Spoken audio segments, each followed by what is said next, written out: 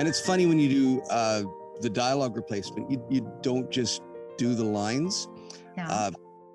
Because you have to do all the reactions, every vocal sound. So if he's riding on a horse and he gets hit by a lance, he has to Yeah.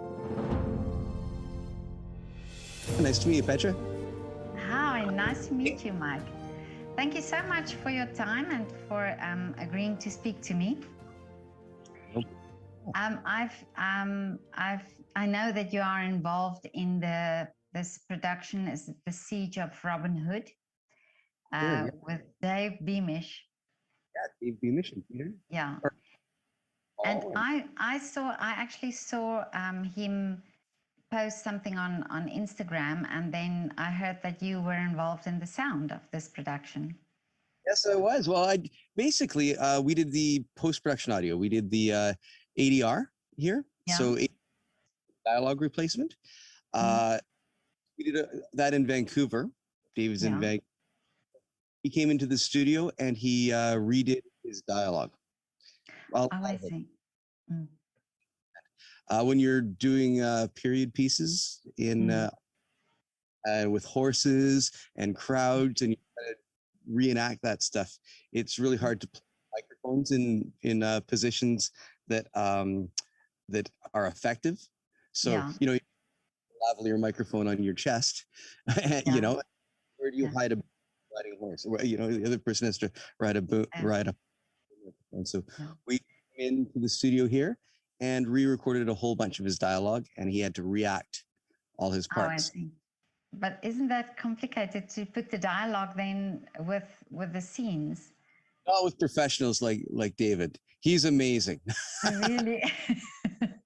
The video, and we've got a big screen TV, and he stands screen TV, and he listens to the line that he did on set that day. He's got a looks a lot like this script right here. Yeah. ADR script, and this is actually David's ADR script. So these are the lines that he had to redo. And it's funny when you do the dialogue replacement, you don't just do the lines. Because you have to do all the reactions, every vocal sound. So if he's riding on a horse and he gets hit by a lance, he has to die, just or not die. You know, he survived. I don't want to give anything away in this movie. Okay. But I mean, but it must be the timing then as well, or do you do that afterwards to get to sync it so exactly with the? Try our best to get the sync as perfect as possible when David comes in. Watches closely his lip, but it's always the performance is the most important thing. You know, doing ADR, you're really trying to act, and you can even change the way you reacted to a scene. If you didn't like it, thought it's too sad, and you mean to be a bit more, you know, on top of it. You can, as long as you match the sync, you can change your a little bit. So the acting is the number one thing. The sync is it's not easy, but we have tools to line up the audio perfectly. We can look at how the waveform is, and we can say, okay, we can just try to get it perfect. And if it's not quite right, we can do a little cut and paste and move it together so that it lines up with the lips. So it's very intricate and time consuming. It is time consuming and intricate work, but it's the more you do it, the quicker it gets, you know? Oh, I see. Yeah. So how long have you been doing this? Well, I've had my studio since 2007. We opened business. So I've been doing this for about 15 years, you know, 14. Okay. And even before that, I was not in my own studio. I was working field. So I've been doing it for myself in my studio for about 14 years. And it was called Blackfish Sound. And we are located in Vancouver in Shoreline Studios. And Shoreline is the connection with David. He's done some work here through Shoreline before. So where Lesson came in to meet me. Oh, okay. And do you do a lot of this filming, the sound work on films, or what is your actual thing that you do? Well, we've done a lot more film work lately, especially with the connection with Shoreline now. Yeah. But I've done music for a long time. I've done lots of bands. I've worked with a whole bunch of Canadian bands that probably you wouldn't have heard of. So, Yeah. so you do mostly music, you're saying? Mostly music here. Well, I have done mostly music for the last 15 years. And we did, just the other day, in fact, we did a violin piece, and we did for an outro for a film, and then right after, in the same hour, the actor came in and did a bunch of wild lines of ADR. So we do Oh, everything. okay, yeah. What we can achieve here. Yeah. Yeah. So what was the interest for you initially in sound? Well, I've been a musician my whole life, and Okay. so it was sort of the next natural step. I started recording myself and started playing music and started learning what was involved in doing that and building a career doing that, working in studios around. And then I went to school to learn how to do that, called CDIS in Vancouver. And that was early 2000s. 2001 I graduated, or 2002 I graduated. And so, yeah, I think that sort of took me in this direction. And got a very big film industry in Vancouver. Oh, So really? it's there's New York, LA, or LA, New York, Toronto, and we're probably fourth on the list in North America of the big. Really? Oh, that's very interesting. I didn't know that actually. Yeah, it's a big film. Yeah. But you're talking now about you being a musician, and I actually did a whole series of interviews with musicians during the lockdown period, and I've also heard many musicians now starting to learn about sound and to doing sound, because now, of course, there are a lot of musicians wanting to do recordings and things because of the fact that they couldn't do the concerts, that they started realizing that they could do it, say, at home. So do you think it's important for musicians, because now they study the instruments and they study music, but do you think in any aspect that it is important for musicians to know something about sound, even if they don't do the sound themselves, but that they understand your job, for example, when it comes to recording? Yes, absolutely. I think it's a great connection to have, and they're not mutually exclusive either. I think musicians have the ability to listen deeply to the music, and they have if you're a guitar player, for instance, what you want guitar to sound like. Guitar players spend hundreds of dollars on guitar pedals just to get their sound, and if you don't have control over how it's going to sound in the long run and the end of the recording, you feel like you're not part of the process. I think it's when I started, it was funny because home studios were popping up all over the place, and everybody started building their own home studios, and people realized that it's not as easy as putting a microphone in front of things. Skill set, and understanding the whole process, and even the physics of sound, of standing waves and phase and frequency, and what does an EQ do, and what does a compressor do, and all of these that we use. So what I would end up getting is a whole bunch of projects that would be started in somebody's home studio, and they wanted them to sound professional. So it became my job to try to make this sound as good as possible, that was not necessarily recorded with very good microphone, very good recording environment. So that's sort of my trade. But I think that definitely musicians are getting more skilled at that, and there's a lot more resources available to learn how to do that. You can watch YouTube videos all day, and by the end of it, you know what a compressor does. You know the difference between the different types of compressors. You know what different microphones sound like.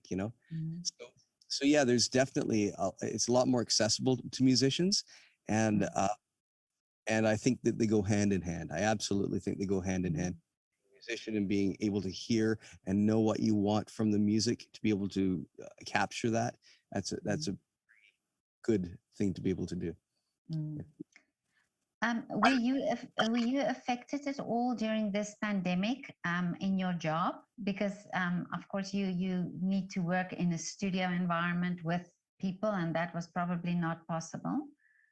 Absolutely, yes. Our business changed dramatically. You know, when the pandemic hit, I was in a different space.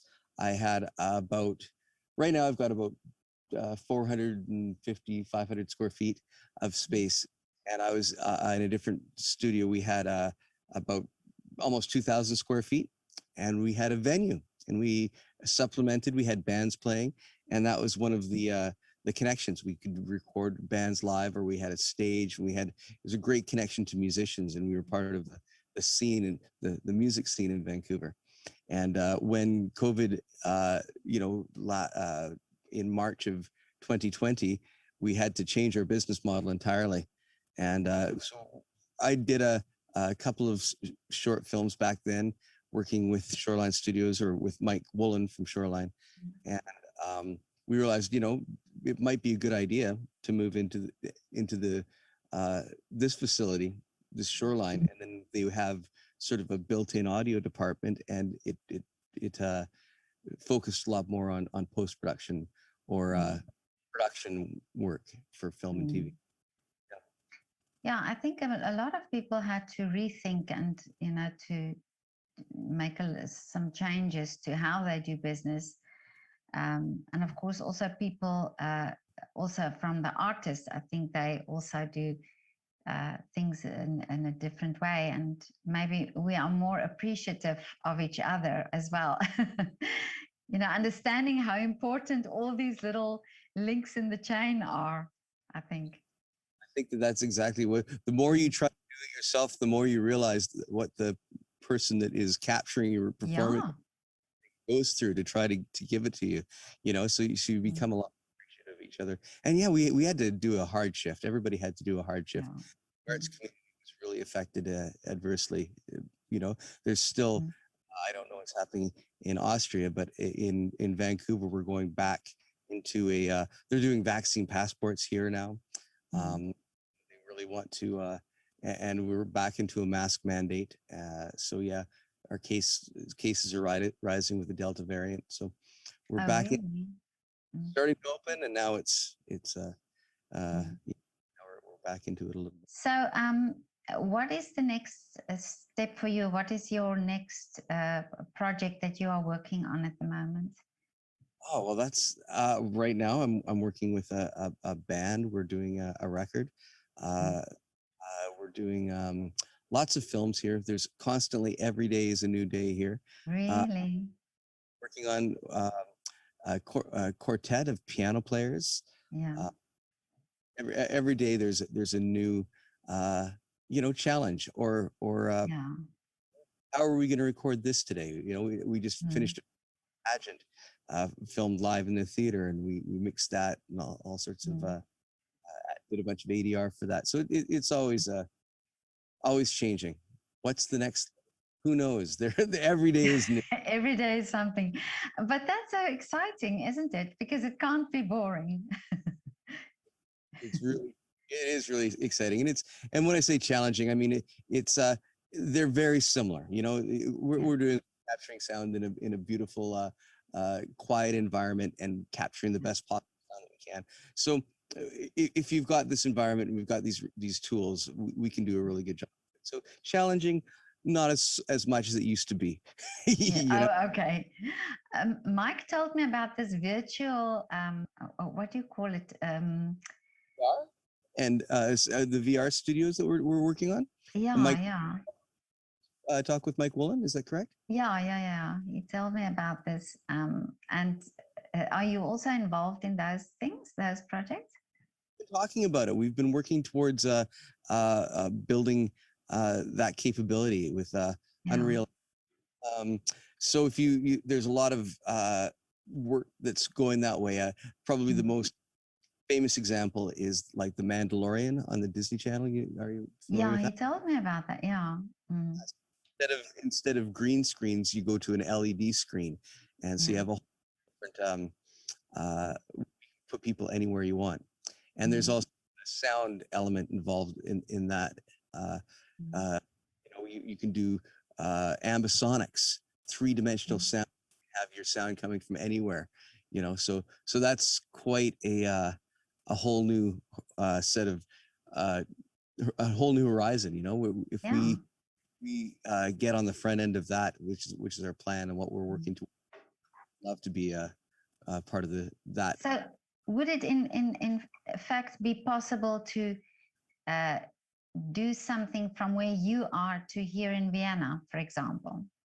Absolutely. Yeah. You could put Mm. on goggles and you could look around. You could be in my room, and not only visually, it would Mm. be audio too. It'd be completely three-dimensional sound. So if I snap my finger over here, you'd hear it over here, or we could put an environment, with Yeah. dragons, horses, and Really? But can you say, for instance, use a musician in Vienna and make it from there, from where you are, um, a project together? So say a yes, film or something. we could do that. Absolutely, we could do that. Uh, Isn't that amazing? Yeah, yeah. Well, like even this last project was a international project. The director Yeah. was Melbourne, and I was here. I've worked with a musician here a lot, and the producers in Mexico City.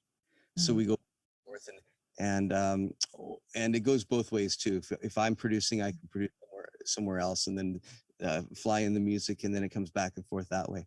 And with more and more with VR, you could actually take that uh, cellist, for instance, and sit Yeah. them in the room, and then it would be like you were sitting in the room watching that person. So that's Oh, that is so amazing. My blonde head cannot get beyond that. But I believe everything you are telling me, and I believe Mike as well.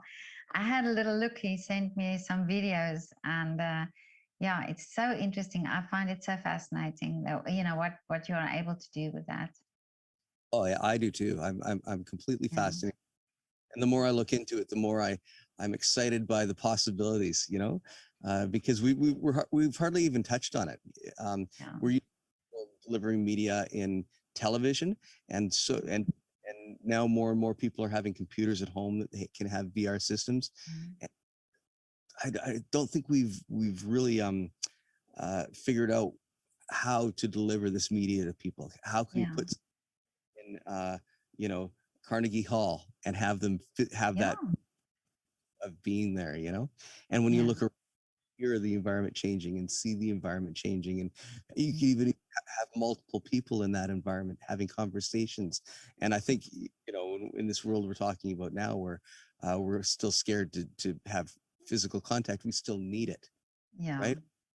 That physical contact and conversations and Mm. and people. But how about that for the next level, where you Yeah. class would not be afraid of passing on a virus? Yeah, well, that just means that my project and all my 500 photographs could possibly be done that way as an exhibition. So who knows? Wouldn't that be Yeah, great? Yeah, yeah. Can you see that? Then it can go all over the world. But Mike, this was so lovely to talk to you. Thank you so much for agreeing again. And it's fascinating, really. As I spoke to Mike as well, what you do in that studio there and all the projects you are doing. So, but I would love to. Well, I follow Mike on Instagram and Shoreline Studios on Instagram. But yeah, it would be very interesting to if you do some nice, a project with this virtual business of yours, that I would love to see and talk about that. Yeah. forward to seeing what it holds for us too. And Yeah. it'd be great to be involved in something like that and be at the front end of it. And it would be great to have you a part of it. Absolutely, Petra. Oh, I would love to. I would absolutely love to. But have a lovely day. It's only 10 o'clock there now. And so have a lovely rest of the day and send my regards to Mike when you see him. Thank you very much. Very nice to meet. Yes, nice to meet you too. Bye bye.